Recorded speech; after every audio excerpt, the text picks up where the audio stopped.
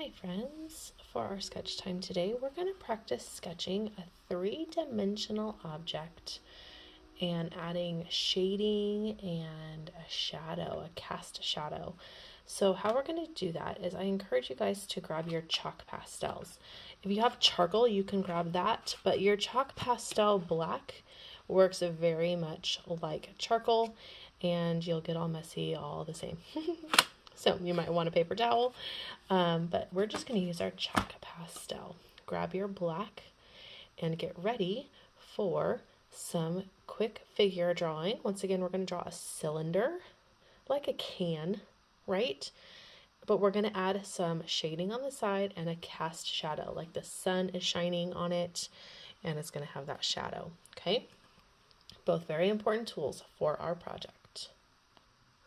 All right, so for your cast shadow, what you're going to want to do, or sorry, for your cylinder, you're going to want to start by making a nice scooped line at the top, kind of like a U, but it's very shallow, right? It's not a full U, it's just the tight curve at the bottom, all right? Then the best you can, try to draw a straight line on either side. These are parallel lines. They should be going the same distance apart all the way down. Then you're going to go ahead and mimic that same arch here, or that same curve. All right, you'll notice that I like to go over my spots a couple times just to make sure I get that angle or that swoop that I like. All right, now go ahead and imagine that you're going to flip this over and you're going to draw the top of your can or your cylinder. Okay, you'll see mine got a little weird on the spot right there, but that's okay.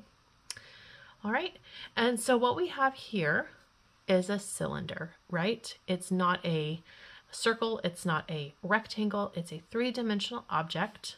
The top is made up by a circle and the body is made up by a wrap-around cylinder or a wrap-around rectangle. Now, this doesn't look like a circle, it looks more like an eye, right? Because we're looking at it from an angle. Okay, so it's important to keep that in mind. What we're going to do now is just drag our charcoal back and forth, getting lighter and lighter pressure as we go across. You can also go in this motion. You can combine them in different ways, and then as you go out a little bit more, get softer until you're barely touching your paper. And just like that, we've created a shadow, right? Isn't that cool? You can even have some fun with your finger and blur it out some more. I'm doing it in a slight swooshing motion.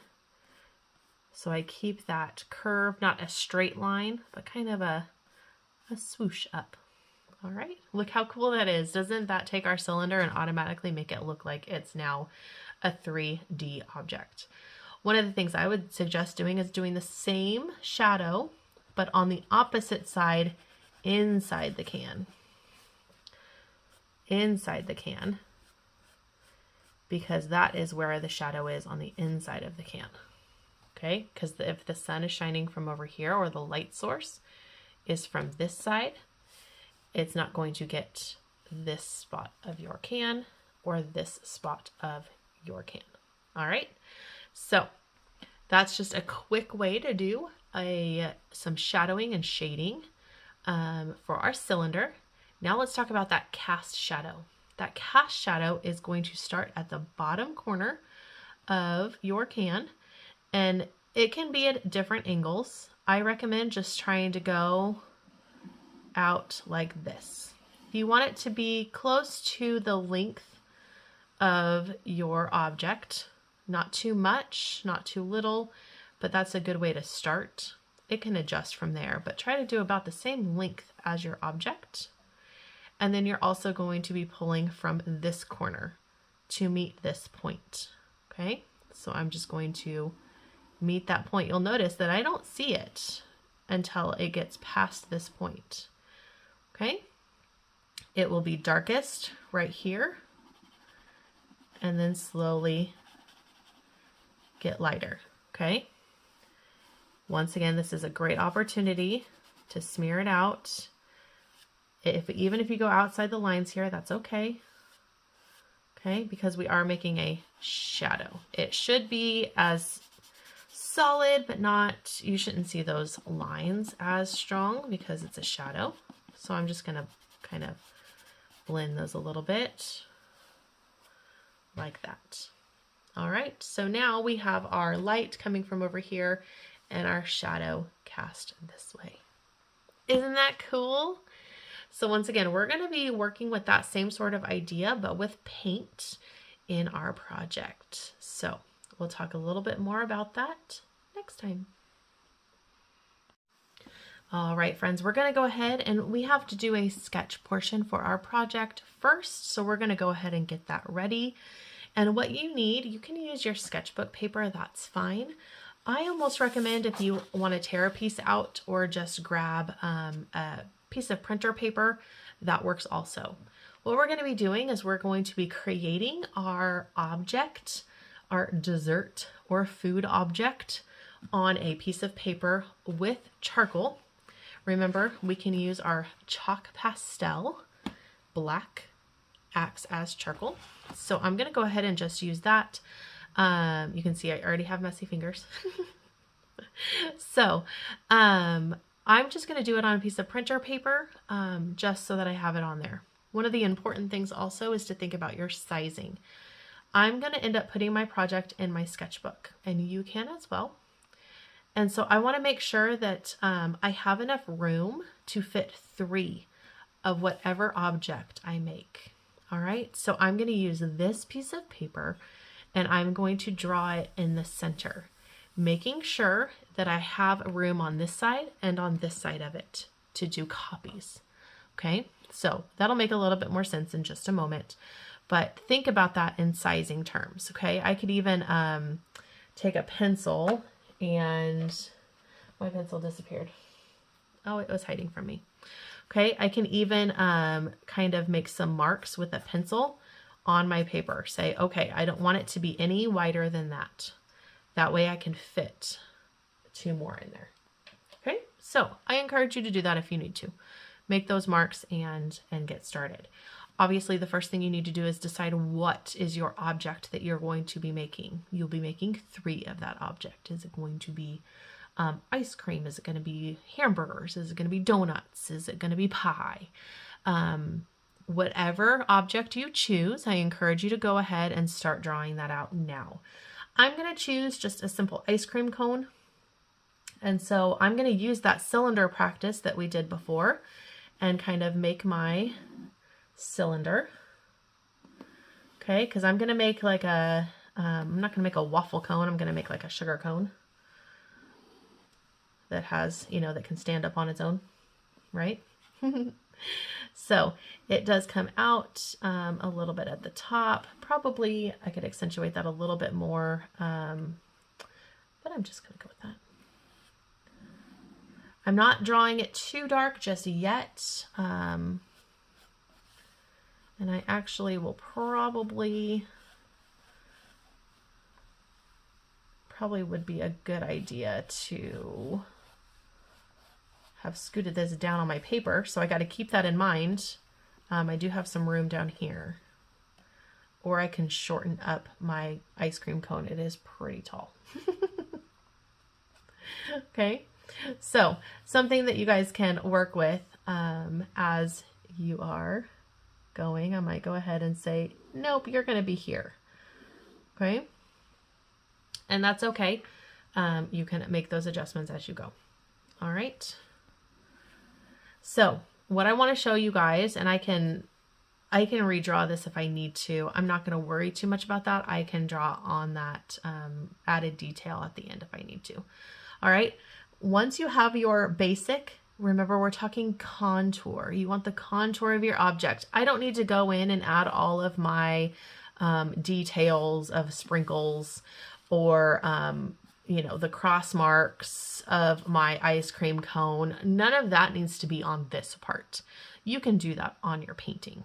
Okay. But for this part, we want our lines, our contour lines, nice and dark. Okay, so I'm going over them. I'm putting some good pressure. they don't have to be exactly what I want. What we're doing is we're going to be transferring our shape. That way it's consistent across the 3 different pieces. Wipe those fingers off because they are dirty. Setting that aside, once again, cleaning those hands just really quick so that I don't get marks all over my masterpiece. And what we're going to do is go over to our object. So once again, contour of your dessert of choice or food of choice. I'm going to flip it over and I'm just going to go ahead and put it on my paper. Okay. Then I'm going to massage it all along those lines. If there's lines you don't want, try to stay away from those, like so. All right, and then you peel it up, and if you guys can see that, I have a copy of my work, okay? I'm then gonna do the same thing. I'm gonna adjust the placement a little bit. Maybe I move it further down on my paper, and I'm gonna massage it again. If you need to reload the charcoal, you totally can. But you can see it did pretty well. Okay, so maybe I'm gonna make this one pretty close. You can see through where my other one is. Isn't that amazing? And maybe I move this one down as well. I probably, after doing this, would consider drawing my objects a little bit smaller. This is a little big, so I might consider redrawing it, making it smaller, because one of the important parts of this is having that cast shadow. Okay, so if I think about where those shadows are going to go, they're going to go pretty well off the page, but they would still be on there. Okay, but maybe I'll pause for a moment, see if I can draw it a little bit smaller and see if I like that better. All right, so go ahead and practice doing yours. Get your transfers on here. Notice I can now paint. I know exactly where I'm painting. They're going to be the same size. They're going to be the same shape, and 3 copies of the same thing by using that charcoal transfer process. All right, so let me try one more time and see what we come up with. All right, friends, now we get to take our design and add paint to it, inspired by our artist. So as you guys can see, I did draw a smaller version of my ice cream cone so I could add a cherry on top and provide enough room for shading, or those cast shadows here. And those cast shadows can go any direction you guys prefer. You can pick if they want to go to the right or to the left, depending on where your light is, okay? But I did make them a little bit smaller so that I could fit my 3 on this page, okay? So now I encourage you guys to grab your paint, and we're going to go ahead and use simple primary colors. You guys can adjust them how you want. Mix colors if you want, but before we start, one of the most important things, you can use a pencil or your charcoal, is to put them on a table. They're not just floating in space, they're sitting on a table like our art masterpiece, okay? And so we want to draw a line just higher than middle, okay? So just higher than middle. I'm just gonna do a quick sketch, very light, trying to get it straight across behind my pieces of ice cream. Okay, so I have my table, my background, and then my ice cream cones. Okay, it's very important to think about what colors you choose when you're working on this, so that you choose colors that are complementary to each other, that work well, but that don't get lost in the table or the background, okay? So for example, I might choose to do like a pink on the top of my cones, and then my table can be pink because they're not touching each other very well or very much, okay? So that would complement each other. Or if I choose to do my red cherry, maybe my table could be more of a pink or red. Okay, does that make sense? So That way my colors aren't getting lost in each other. I don't want to do like a green scoop and then a green counter. You know, that's not going to work. So think about the placement of your colors as you get going here. All right, so grab your supplies. Remember, you can add more detail once we add our paint on and as we're doing that. All right, and we're looking to do thick paint. So we're going to be using a lot of paint, and we're also going to be not having such a wet brush because that allows us to use thicker paint. All right, so here we go. All right, so I'm just using a standard, I have a flat brush. You can use whatever brush you have access to. We do want to always start by getting it wet. That's always just a great, great tool, great habit, but we don't need to get it sopping wet. I'm going to mix up some pink. And once again, I'm going to use a lot of paint, so I want to make sure that I have enough. And I'm going to go ahead and just pay close attention to my actual brush strokes. Not trying to actually smooth out any excess paint, but keep all of that juicy detail on there. All right. I will probably do 2 that are similar and 1 that is different. Have maybe the same sort of color scheme, but looks a little different. These look very like super fluffy, don't they? All right. One of the other things I encourage you to do while you're painting these is use the method called cutting in. I'm going to cut in, and I'll do the cherries on top so you guys can see what I mean. I'm not going to try to paint over the paint that's already there. I'm going to kind of paint right up to it and stop, because I don't want my paint colors to mix. This is one of those style techniques, like our artist, that is not mixing colors on the canvas. We're mixing them before, and then we are cutting in the colors so it's sharp and crisp. That is one of our goals here. All right, just like that. Now, remember I said I was going to do like a different color scheme for the top one. Maybe I do like a blue for this middle one. Blue ice cream. I don't know, blueberry. I know sometimes cotton candy is blue. You guys can see that I'm not fully mixing my colors on my palette. I am mixing them on my section, but that's okay. It's the mixing between objects that we don't want to see. All right, now I'm going to take that same color. Maybe I'll actually add a little bit of red in, kind of make it a little purpley, just a tiny bit, not too much.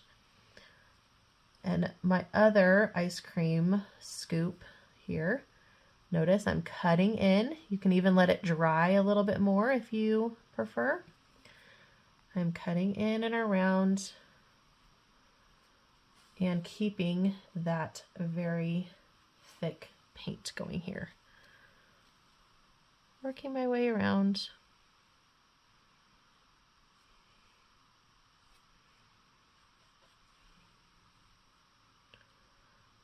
Remembering that I am trying to communicate ice cream. Want it to look yummy. All right. Now maybe for this one I do a completely different color because I'm going to plan on doing this a pink. So I don't want to put pink here because that's going to throw off my look. So maybe I do something like a yellow or even like somewhat of a yellow green. Maybe something just super like lemon lime ice cream, or maybe it's going to be mint chip. That's my favorite. So cutting in here for that second layer over here, or second scoop. All right, just like that. So nice and yummy. I can go back in, I can add sprinkles and swirls and whatever I want to add, but I'm gonna do that later. All right, so I'm gonna go ahead and do the, I have a brown, but I don't feel like it's the right tone of brown, and I feel like I want it to be a little bit more pastel looking. Ooh, nice thick paint on that one.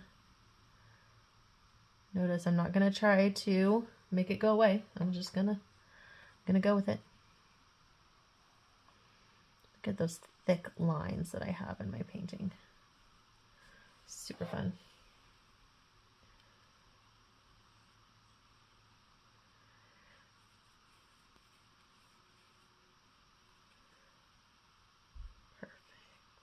All right, just gonna go ahead and do the bottom parts.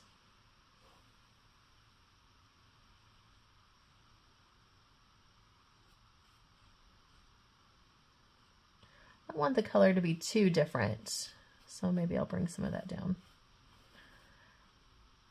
But I can also incorporate the same colors when I do the other detail.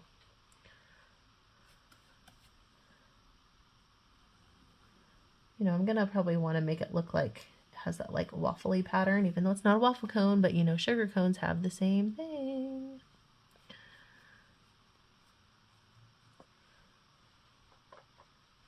All right, and one more. This style that we're going with is more boxy, not super, it's simplistic, right? Everything's not super detailed, fancy, looks really real. I mean, you can push it to the real very easily, but it gives you some different details to work with. All right. Now, I would wait for all of that to dry before you add any details. So you can go ahead and start, you can work on the background or you can work on the cast shadows. I want to show you guys one of my tips. So once again, I'm going to do like a pink, I'm going to do like a pink table, and we want to fill it in completely. Just cutting right in. You need to wait for it to dry a little bit. You can. You can see I'm just working my way around, cutting it in. But when we're doing our cast shadows, remember a shadow is not, it's not black. A shadow is not black or gray or with lack of color. A shadow takes on the color of the light as well as the object that it is casted on. So we need to think about that whenever we're working with our cast shadows here. Okay. I can think about what color light I might have. And the rule is that, yes, there is a rule. The rule is that if you have a warm light like the sun, then your shadow is actually going to be cool. It's going to be blue, purple, one of those. Okay? So a warm light casts a cool shadow. Isn't that cool? I have this weird chunk right here. What are you doing there? So a warm light casts a cool shadow. Good thing to remember. Okay? A cool light, like a cloudy day or an LED light that, you know, you might see in a store, or you even, some people have the cool lights in their house. Okay? That is a thing. Some people prefer cool lights. In this day and age, we actually get to choose. Do you want a cool light or a warm light in your house? It's kind of cool that we get to choose that. It was always just a warm light, and now you get to choose. So all that to say, think about what color light you have, warm or cool, and what that shadow is going to be. So a warm light casts a cool shadow, and a cool light casts a warm shadow. So if it's a warm shadow, you're going to see more like reds and more of a red purple. Cool shadows are going to be blue or a blue purple. Okay. So keep that in mind. It's very, very important. Your warm shadows with a cool light can also take on more of a brown look. So that's another way to look at it. I ran out of white for my pink. So let's refill that. All right, you guys can see that it will take time to fill in this background. Good thing we're not using a bigger piece of paper, right? Oops, got some of my color right there. One thing that you guys will notice is I have not put my shadows in. Okay, I'm going to put them over the top of my background because I don't see that that's going to be a problem, because they're going to be a darker color than what I'm using. Okay, so I'm not too worried about it being able to cover the color. It's going to be probably within the same family. It's probably going to be a blue violet, or a, because I usually like a warm light, so I'm going to go with a blue violet for my shadow. That's just how that's the color combination I tend to harmonize with when I'm painting normally. I tend to be attracted to that warm sunset sort of glow. So I work with those colors a lot, and not so much the other way, but the other way is possible. It's kind of cool. You have options.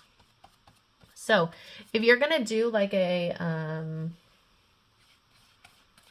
blue tablecloth, you could even do more of a dark blue shadow. You don't have to necessarily do think warm and cool.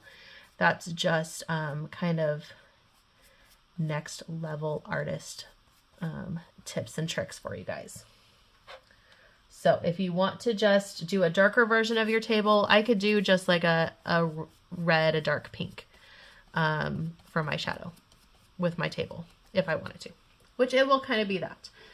So if you want to just do like a darker value of the table that you're working with, that's fine. Okay. So let me show you guys really quick kind of how I'm going to do that color. I obviously am, I have to go with whatever color I'm going to end up getting with the paints that I'm using. And so I'm going to once again do that cast shadow off the side. You guys will notice I'm not changing. My arm is staying in the same spot, and my hand. Did you guys see that? That's my trick. I did not adjust my wrist or move my arm. I kept my arm in the same position and just used my fingers to draw those shadows. Okay, now I can draw them from underneath to connect.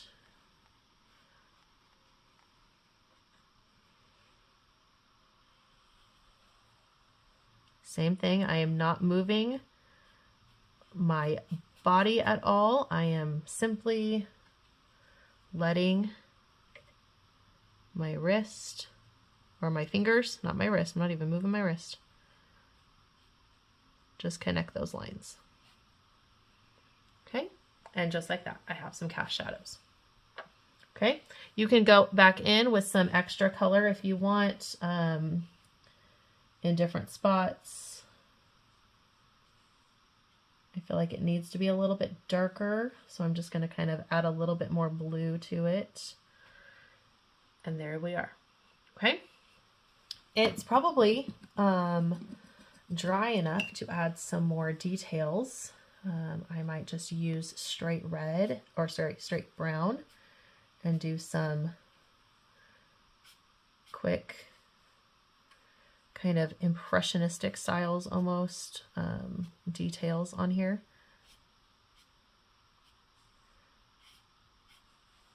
Notice I'm still using the same brush. If you have a smaller brush, you're welcome to grab a smaller brush, but I'm just gonna go with the same that I've been using.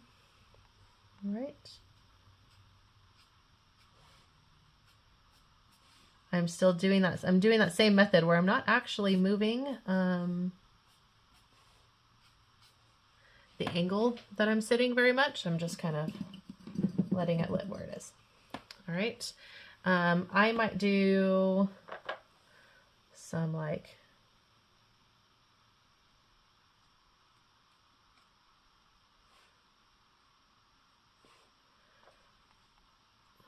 maybe say this is just some different.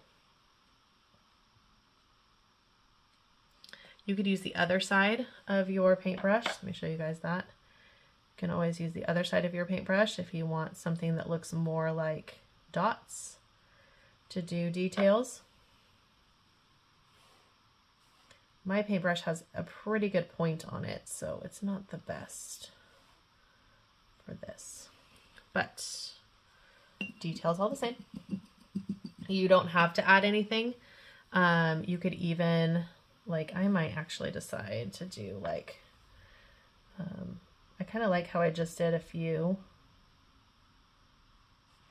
random ones on that one. I think that looks pretty cool. So I like this method rather than these ones, but that's okay.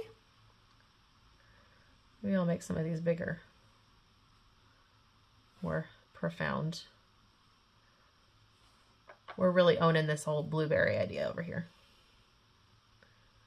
Guys, it's official. It's blueberry ice cream. You could even do,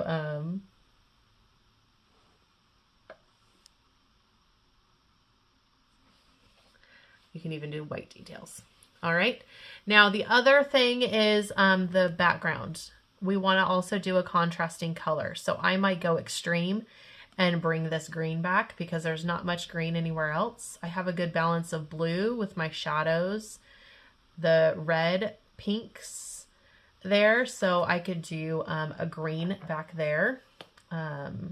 Once again, you can mix the color before you put it on. Maybe try doing a different, ooh, that's crazy.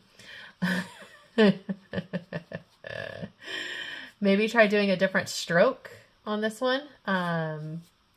The bottom, I went in lots of different directions because I had to work around all of that detail. But for this, I could do,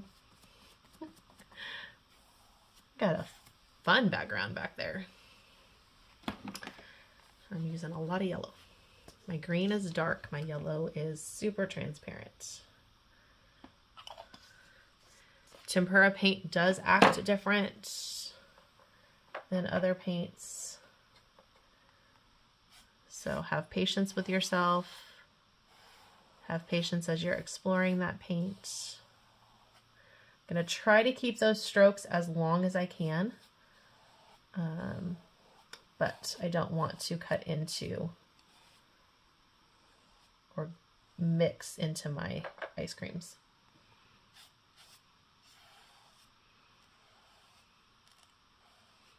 So I can just go back and do the tighter pieces in just a second. Once again, I want to make sure even if you have a nice little glob of paint where you're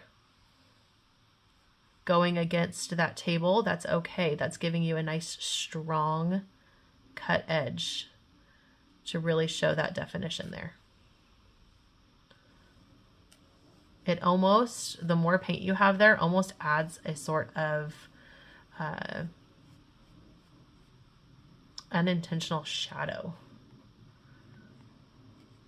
I don't intend to put a shadow there to show that there is a wall that goes behind this table, but because I have so much paint on my brush, I give the illusion of it.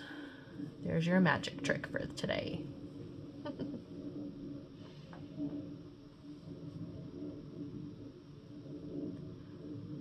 can see, I've slowed down, right? I've slowed down, taking my time. And now I'm going to work on cutting in around my ice cream. If there's any wet spots, I either need to avoid them or come back and get them later. See how I just cut around that? And I do a quick flick. There's a big red glob right there I need to be careful of.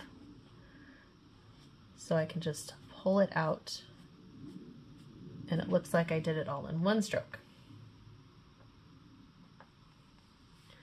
But the key is to take your time. Sometimes in an art project, we get to this point and we're like, oh my goodness, it's taking forever, Mrs. Lutz.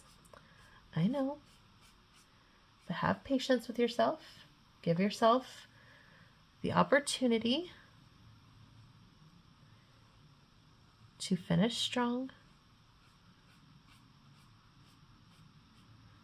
If you need to take a break, this would be a great time to just take a break before you finish, making sure we're not going to be hasty. One thing that you guys notice is because I'm right-handed, I actually have a hard time going the other direction. So what I'm going to do is make it easy on myself. And I'm just going to turn my paper around because then I can go in that same motion, but I'm not having to go and put my arm at a very weird angle. See that? You guys can do that. Easy peasy, you got it. Once again, always going down to a different brush size would be helpful as well. I just like to keep it simple for you guys because maybe you don't have all of those supplies. All right. There is one final thing I might try to do. Let me make sure this is all nice and squared off for you guys again. I love that I have some nice cherries up there, but it's kind of hard to tell that they're cherries unless they have stems. So I'm going to use the other side of my brush to do a fun stem on all of those. Yay! All right. So there you go, everyone. You have your desserts, delicious looking desserts with your cast shadow, putting in perspective being on a table with your background. I hope you guys had so much fun and take your time if you need more time. Can't wait to see them.